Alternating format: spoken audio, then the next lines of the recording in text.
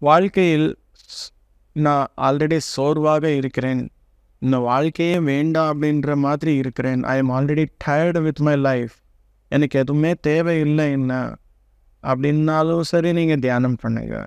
இந்த விஷயம்ல தியானம் பண்ணாக்கா ரெண்டு பெனிஃபிட் நமக்கு கிடைக்கும் மாஸ்டர்ஸ். ஒன்று இந்த பிறவி எதுக்காக டயர்டாக இருக்குது, சோர்வாக இருக்குது அப்படின்னா, பண்ணதே பண்ணி, சொன்னதே சொல்லி, பார்த்ததே பார்த்து, அந்த மாதிரி நிறைய விஷயங்கள் எல்லாமே வாழ்க்கை என்பது ஒரு இன்ட்ரெஸ்டிங்காக இல்லாமல் இருந்தாலும் கூட அந்த மாதிரி ஆகும்.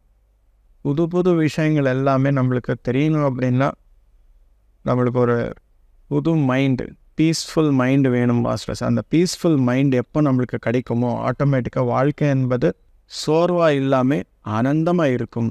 இது முதலாவது பெனிஃபிட். ரெண்டாவது பெனிஃபிட் என்ன அப்படின்னா, இந்த சோர்வாக இருந்தாலும் பண்ணாக்கா உங்களுடைய வாழ்க்கை என்பது கடைசி காலத்தில் இருந்தாக்கா அடுத்த பிறவி ஆகட்டும், அடுத்த உலகத்தில் உங்களுடைய வாழ்க்கை ஆகட்டும், அது எல்லாமே நீங்கள் இங்கிருந்தே டிசைன் பண்ணிக்கலாம்.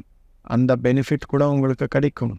அதுக்காக இந்த விதமாக நம்ம சொல்லும்போது எத்தனை சூழ்நிலைகள் இருக்கோ அத்தனை சூழ்நிலையிலையும் நாம் தியானம் பண்ணாக்கா எல்லாமே நம்மளுக்கு ஒரு பெனிஃபிட் தான் அப்படின்னு சொல்லணும்.